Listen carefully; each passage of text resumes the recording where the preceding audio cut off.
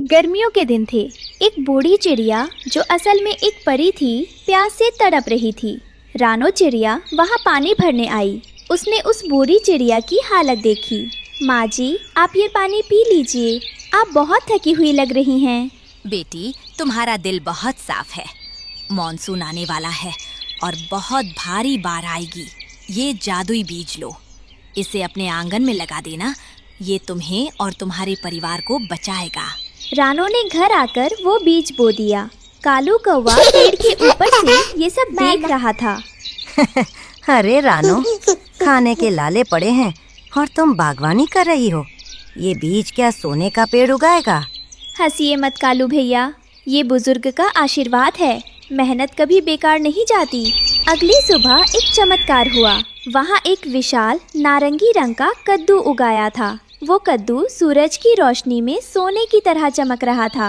माँ देखो, ये कद्दू तो हमारे पुराने घर से भी बड़ा है और ये कितना चमक रहा है। बच्चों, यही हमारा नया घर बनेगा। आओ इसे अंदर से साफ करें। कालू कौवे को रानो का नया चमकदार घर देखकर बहुत जलन हुई। वो उड़कर पास के गांव में किसान के खेत में गया। वहां उसने एक बड़ा सा साधारण कद्दू देखा। मैं रानो से पीछे नहीं रह सकता। अगर वो कद्दू में रहेगी तो मैं भी कद्दू में रहूंगा। मेरा कद्दू उससे भी बड़ा होगा। कालू अपने साधारण कद्दू को अंदर से कुरेद कर घर बनाने लगा, लेकिन वो कद्दू अंदर से गीला और चिपचिपा था। उफ, इसमें से तो सब्जी जैसी कच्ची बदबू आ रही है। खैर, कोई बात नहीं। बाहर से तो ये रानो के घर जैसा ही दिखता है। सब समझेंगे कि ये भी जादुई है। कुछ दिनों बाद आसमान काला हो गया। ऐसी बारिश शुरू हुई जो रुकने का नाम नहीं ले रही थी। पूरा जंगल पानी पानी हो गया। बाहर तूफान था, लेकिन रानो के घर के अंदर सूखा और गर्म था। जादुई कद्दू की दीवारें अंदर से जुगनू की तरह रोशनी दे रही थी। बच्चे मजे से खेल रहे थे। माँ, बाहर बहुत अंधेरा है, लेकिन हमारा घर कितना सुंदर चमक रहा है। हमें बिल्कुल डर नहीं लग रहा। दूसरी तरफ कालू का हाल बुरा था। उसका साधारण कद्दू बारिश का पानी सोखकर सड़ने लगा था। उसमें फफूंद लग गई थी और बदबू के मारे कालू का दम घुट रहा था। हाँ, हे भगवान, ये घर तो गल रहा है। छत टपक रही है। मैंने रानो की नकल करके बहुत बड़ी गलती कर दी। बारिश इतनी तेज हुई कि जंगल में बाढ़ आ गई। पानी का स्तर बढ़ने लगा, पेड़ डूबने लगे। लेकिन तभी एक अद्भुत दृश्य दिखा। रानो का जादुई कद्दू पानी में डूबा नहीं, बल्कि एक नाव की तरह तैरने लगा। बच्चों, डरो मत, परी माँ ने सच कहा था। ये घर हमें डूबने नहीं देगा। चारों तरफ सिर्फ पानी और अंधेरा था। कालू अपने डूबते हुए कद्दू की छत पर बैठा कांप रहा था। दूर उसे एक छोटी सी सुनहरी रोशनी दिखाई दी। वो रानो का तैरता हुआ घर था। उस रोशनी को देखकर कालू की आंखों में आंसू आ गए। वो देखो, रानो का घर, वो एक तारे की तरह चमक रहा है। और मेरा घर, ये तो कचरे का ढेर बन गया है।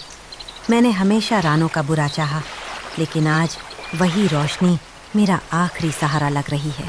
कालू का सड़ा हुआ कद्दू पानी में तैर नहीं पाया। वो टूटकर बिखर गया। कालू ठंडे पानी में गिर गया और डूबने लगा। बचाओ, बचाओ, मेरा घर टूट गया। रानो बहन, मुझे बचा लो। कालू तैर नहीं पा रहा था। एक बड़ी लहर आई और कालू को पानी के अंदर खींच ले गई। कालू को लगा कि अब सब खत्म हो गया। उसने अपनी आंखें बंद कर ली। शायद यही मेरी सजा है। रानो, मुझे माफ कर देना। मैं एक बुरा पड़ोसी था। तभी उसे पानी के ऊपर एक परछाई दिखी। रानो अपनी जान जोखिम में डालकर तूफानी हवा में दरवाजा खोलकर खड़ी थी। कालू भैया, हार मत मानिए, ऊपर देखिए, मैं हूँ यहाँ। कालू भैया, जल्दी मेरा हाथ पकड़िए, हिम्मत मत हारिए, आ जाइए अंदर। रानो ने अपनी पूरी ताकत लगाकर भीगे हुए कालू को अंदर खींच लिया। कालू ठंड से कांप रहा था। रानो ने उसे एक सूखा कपड़ा दिया। कालू की आंखों में आंसू थे। वह रानो के चमकते हुए घर को देख रहा था।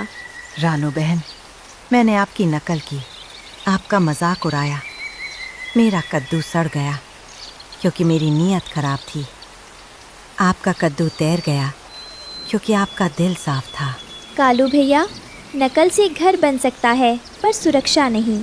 अब आप हमारे साथ ही रहिए जब तक पानी नहीं उतर जाता।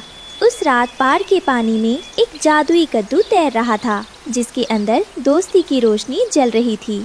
तूफान थोड़ा थम गया था लेकिन बाहर अभी भी बारिश हो रही थी। घर के अंदर कालू एक कोने में सिर झुकाए बैठा था। उसे शर्म आ रही थी। रानो एक कटोरी में दाने लेकर आई।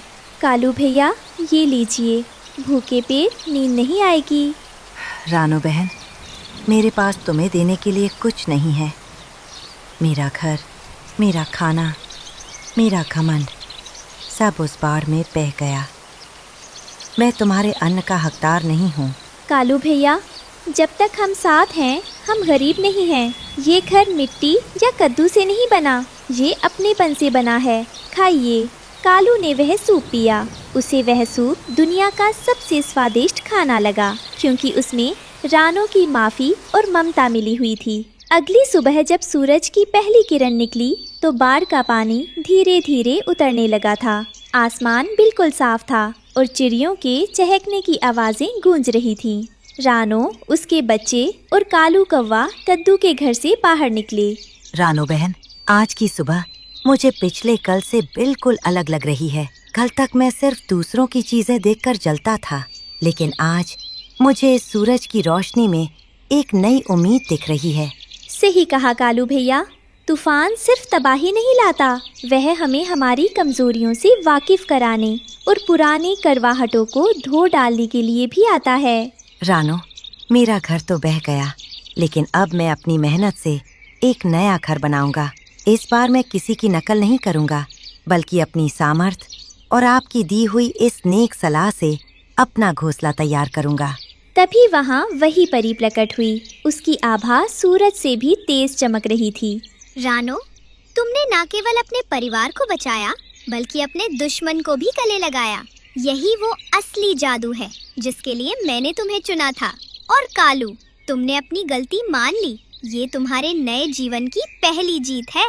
परी ने अपना पंख हिलाया और देखते ही देखते वह विशाल कद्दू एक मजबूत पत्थर के छोटे से घर में बदल गया जो अब हमेशा के लिए वही रहने वाला था।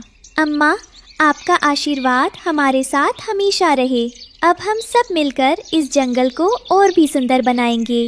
माँ, देखो, अब हमारे पास कालू अंकल भी है। अब हम सब साथ खेलेंगे। कालू कौवा अब उड़कर दूर जाने के बजाय रानो के घर के पास ही एक पेड़ पर अपना नया घोंसला बनाने के लिए तिनके इकट्ठा करने लगा। अब जंगल में कोई किसी का दुश्मन नहीं था। उस जादुई कद्दू ने उन्हें सिर्फ बाढ़ से नहीं बचाया था, बल्कि उनके दिलों की दूरियों को भी मिटा दिया था। इस कहानी से हमें सीख मिलती है कि साफ नीयत और मेहनत से बनाया गया घर तूफानों में भी अडिग रहता है, जबकि ईर्ष्या और नकल की नींव पर खड़ा महल पहली बारिश में ही ढह